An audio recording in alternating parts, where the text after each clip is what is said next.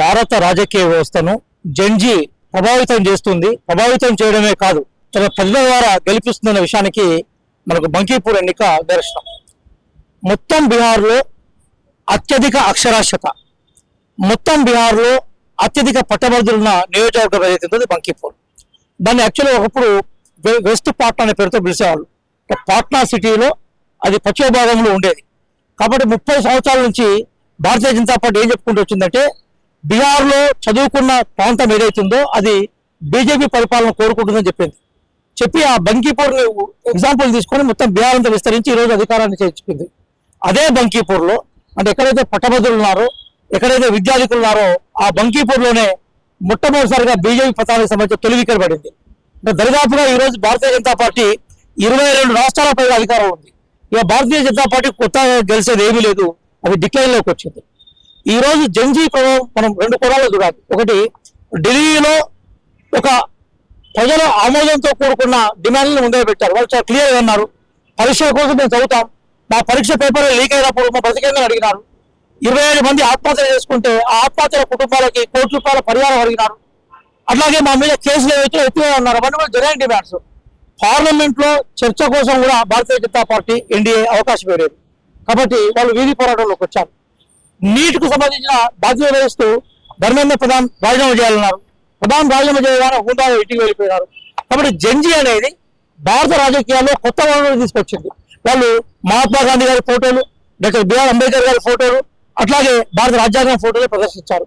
అలాగే సోనమ్ వాంగ్చుక్ లాంటి పర్యావరణ సైంటిస్టులను వాళ్ళ అంబాసిడర్ గా చూపెట్టి వాళ్ళు ప్రజల యొక్క మద్దతు తీసుకున్నారు. ఈ రోజు బంకీపూర్ ఎన్నిక ఏదైతుందో ఆ ఎన్నిక దాని నిదర్శనం. రెండోది, ద్వితీయాలో మధ్యప్రదేశ్ లో ఎన్నిక జరిగింది. అందులో కూడా అక్కడ ఆల్రెడీ గెలిచిన మనకు రాజేంద్ర భారతి యాదవ్ని రకరకాల ఆరోపణలతో డిస్క్వాలిఫై చేసింది బీజేపీ గవర్నమెంట్. ఇక ఎట్లయితే మీనాక్షి నటరాజన్ గారిని డిస్క్వాలిఫై చేసిందో, అదే మధ్యప్రదేశ్ లో ఇట్లాంటి రకరకాల ఆరోపణలతోటి మనకు రాజేంద్ర భారతిని డిస్క్వాలిఫై చేస్తే ఘనశ్యామ్ అనే కొత్త వ్యక్తిని పెట్టి కాంగ్రెస్ పార్టీ విజయాన్ని సాధించింది.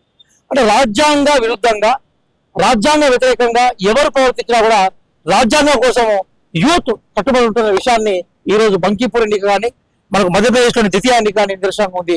కాబట్టి రాబోయే యువత కూడా జెన్జీదే, వాళ్ళు రాజకీయాలను ప్రభావితం చేస్తారనే ఉద్దేశంతో ఇక్కడ తెలంగాణ ముఖ్యమంత్రి గారు కూడా 21 years కి మీరు పోటీ చేసే అవకాశం ఉన్న ఒక ప్రతిపాదన తీసుకొచ్చారు. దీన్ని దేశవ్యాప్తంగా మర్చింది. సరే, ఒక ప్రశ్న, గెలిచింది మహా అయితే ఒకే ఎన్నిక, ద్వితీయ ఆల్రెడీ కాంగ్రెస్ సీటే, ఒకే ఎన్నిక అనేది మొత్తం దేశంలో జరిగే రాజకీయాలను డిసైడ్ చేయలేదు కదా. 3 అంశాలు చెప్తాను. ఒకటి ఏంటంటే, బంకీపూర్ అనేది భారతీయ జనతా పార్టీ కంచుకోట. అంటే 30 సంవత్సరాల నుంచి భారతీయ జనతా పార్టీ గెలుచుకుంటూ వచ్చింది. అంటే భారతీయ జనతా పార్టీ కంచుకోటగా ఉండేది మొట్టమొదటిసారిగా ఓడిపోయే సందర్భం చెప్తున్నాను. రెండోది, బంకీపూర్ అనేది మామూలు ఉప ఎన్నిక కాదు కదా, బీజేపీ జాతీయ అధ్యక్షుడికి సంబంధించిన స్థానం అది, నబీల్ గారికి సంబంధించిన స్థానం అది. అంటే బీజేపీ జాతీయ అధ్యక్షుడే ఓడిపోయినారు. రెండో అంశం. మూడోది ఏంటంటే, సహజంగా ఎక్కడ ఉప ఎన్నిక జరిగినా కూడా ఆ ఉప ఎన్నిక సర్వసాధారణంగా అధికార పార్టీకి అనుకూలంగా వస్తుంది. ఈరోజు బీహార్లో అధికారంలో ఉన్నారు, బీహార్లో అధికారంలో ఉన్నది భారతీయ జనతా పార్టీ. కానీ భారతీయ జనతా పార్టీకి అనుకూలంగా రిజల్ట్ రాలేదు. కాబట్టి జాతీయ అధ్యక్షుడి స్థానం ఓడిపోయింది, అధికార పార్టీ ఓడిపోయింది. అట్లాగే మనం ఇంత చెప్పినట్టుగా మాదే ఈ సీట్ అనుకున్న రవిప్రసాద్ లాంటి వాళ్ళు, రవిశంకర్ ప్రసాద్ ఏమన్నంటే మేము ఒక చెప్పులు పెట్టినా కూడా గెలుస్తామని ఒక అహంకారాలు పలికారు. చివరికి ఏమైందో మనం చూసాం. కాబట్టి జెన్జీకి సంబంధించిన విషయాన్ని మనం ఎందుకు ప్రస్తావిస్తున్నట్టే, ప్రశాంత్ కిషోర్ స్పష్టంగా ఒక విషయం చెప్పాడు. ఏమన్నాడంటే, బీహార్ యువత 10,000కు 15,000 రూపాయల సంపాదన కోసము దేశం మొత్తం విస్తరించుకుంటూ పోతున్నారు. అదే 10,000, 15,000 సంపాదించుకునే అవకాశాలు బీహార్లో ఉంటే మన తల్లులను వదిలిపెట్టి, చెల్లెలను వదిలిపెట్టి, అక్కలను వదిలిపెట్టి, తమ్ముళ్ళను వదిలిపెట్టి యూత్ ఎందుకు బయటకు పోవాల్సిన అవసరం ఉన్నది? కానీ యూత్ ఉపాధి నా ఎజెండాను పెట్టాను. ఉపాధి యూత్ క్రైటీరియా తీసుకున్నారు కాబట్టి అక్కడ ఆర్జేడీని కాదని వాళ్ళు ప్రశాంత్ కిషోర్ గెలిచారు. అంటే యూత్ కి సంబంధించిన అవకాశాలు, యూత్ కు సంబంధించిన విశ్వాసాలు, యూత్ కు సంబంధించిన ఆకాంక్షల్ని ఈ రోజు ఎన్నికల రిజల్ట్ ఎట్లా తారుమారు చేస్తుంది, ఎట్లా ప్రభావితం చేస్తుంది దానికి బంకీపూర్ ఎగ్జాంపుల్. సీట్ ఒకటే కావచ్చు, దాని ప్రభావం మాత్రం ఈరోజు దేశవ్యాప్తంగా చర్చలకు మీరు ఫస్ట్ అడగడంలో, అదే కాన్స్టిట్యూషన్ తీసుకుని అడగడంలో కూడా దాని ప్రభావం మన మీద ఉందనడానికి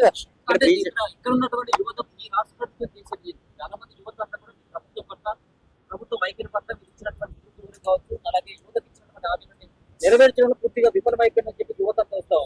ఒక పక్కనేమో అడ్వాన్స్ నుంచి యువత ప్రాతినిధ్యం వహించాలి, యువత రేపు భవిష్యత్తు అని చెప్పి చెప్తున్నటువంటి కాంగ్రెస్ పార్టీ ఇక్కడ ఉన్నటువంటి యువత యొక్క వాళ్ళ డిమాండ్స్ కనపడట్లేదు. తప్పనిసరిగా కాంగ్రెస్ పార్టీ యువతకు ప్రాతినిధ్యం వహిస్తూ ఉంటుంది. రాహుల్ గాంధీ గారే ఈ రోజు యువత ప్రాతినిధ్యం కోసం ప్రధానమంత్రి ఇంటి ఎదురుగా ధర్నా చేసే సందర్భాన్ని మనం చూసుకోవాలి. కాబట్టి మేము రావడమే అంతకుముందు పెండింగ్ లో ఉన్న ప్రతి నోటిఫికేషన్ క్లియర్ చేసాం, లీగల్ అబ్స్టాకిల్స్ క్లియర్ చేసాం. మీరు ఇవే మైకులతోటి ఈ రోజు ఉద్యోగాల్లోకి యంగ్ వచ్చిన కానిస్టేబుల్ అని, యంగ్ పోలీస్ ఆఫీసర్ని, యంగ్ గ్రూప్ 1 ఆఫీసర్ని, యంగ్ గ్రూప్ 2 ఆఫీసర్ని, యంగ్ గ్రూప్ 3 ఆఫీసర్ని, కొత్తగా ఉద్యోగాలకు వచ్చే టీచర్ల దగ్గర పోయి ఇంటర్వ్యూ చేయండి. ప్రశ్నపత్రాలు ఎంత అద్భుతంగా మేము రూపొందించారు, ప్రశ్నలు ఎంత సజావుగా నిర్వహించారు, ఒక మరక లేకుండా ఎట్లా ప్రశ్నలు కండక్ట్ చేశారనే విషయానికి సంబంధించిన సమాధానాలు మా పార్టీ ప్రతిదీ నేను చెప్తాను, కానీ నాకన్నా వాళ్ళు మీకు ఎక్కువ సమాధానం చెప్తారు. మన రీసెంట్ గా జూన్ 2న మొట్టమొదటిసారి అంతకుముందు ముఖ్యమంత్రి గారు ఎప్పుడు కూడా మాట్లాడారు తెలంగాణ ఏర్పడిన తర్వాత గత ముఖ్యమంత్రి గౌరవనీయులు కేసీఆర్ గారు, కానీ ముఖ్యమంత్రి గారు స్వయంగా ప్రకటించారు మేము డెఫినెట్ గా మేము యూత్ కి ఏదైతే ప్రామిస్ చేశామో దానికోసం పడతామని. అందుకోసమే ఈ రోజు ముఖ్యమంత్రి గారు విదేశీ పర్యటన పోవడం కూడా పెట్టుబడులు ఇక్కడ తీసుకురావడం కోసమే.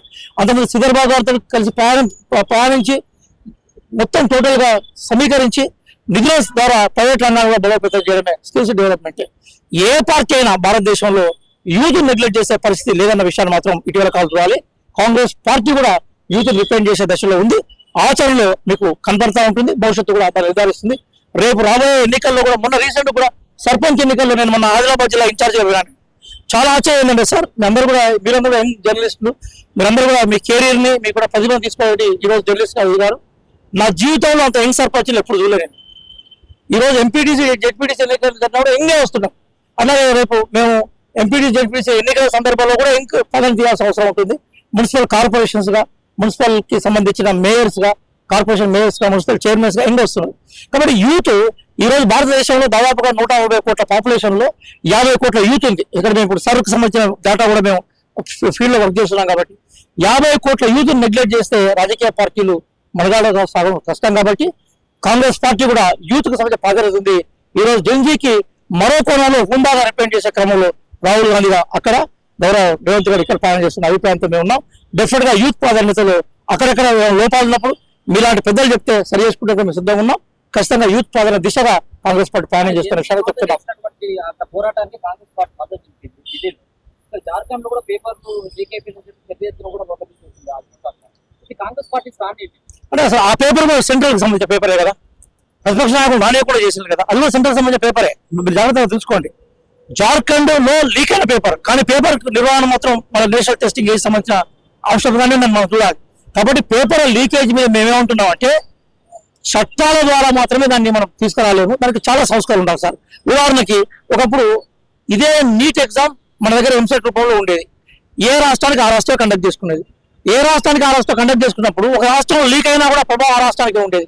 ఇప్పుడు కూడా ఎగ్జామ్స్ అన్ని కూడా రాష్ట్రాల పరిధిలో ఉండాలనే డిమాండ్ ని మేము చాలా సందర్భాల్లో సపోర్ట్ చేస్తా ఉన్నాం. అట్లాగే ఎగ్జామ్ కు సంబంధించిన ఇష్యూలు ఆఫ్లైన్ లో కన్నా ఆన్లైన్ లో నిర్వహించడం వల్ల లీకేజ్ కొంత తగ్గించే అవకాశం ఉంది. నోటిఫికేషన్ వచ్చిన వెంటనే ఎగ్జామ్ కండక్ట్ చేసినప్పుడు పారదర్శకంగా వచ్చే అవకాశం ఉంటుంది. ఇట్లాంటి ఎగ్జామినేషన్ సంస్కరణల మీద మేము అఖిలపక్షం ఏర్పాటు చేస్తే అందులో పాల్గొనడం సిద్ధంగా ఉన్నాం. ఏది ఏమైనా కూడా యూత్ కు ప్రాతినిధ్యం కనుక రాజకీయ పార్టీలు కల్పించకపోయినా, ప్రభుత్వాలు కల్పించకపోయినా కూడా యూత్ ఉద్యమాలకు సిద్ధపడతా ఉంటారు. అందులో ఉండే ప్రజాస్వామ్య ఆకాంక్షలను గౌరవించాలని కాంగ్రెస్ పార్టీగా మేము అభిప్రాయపడుతున్నాం.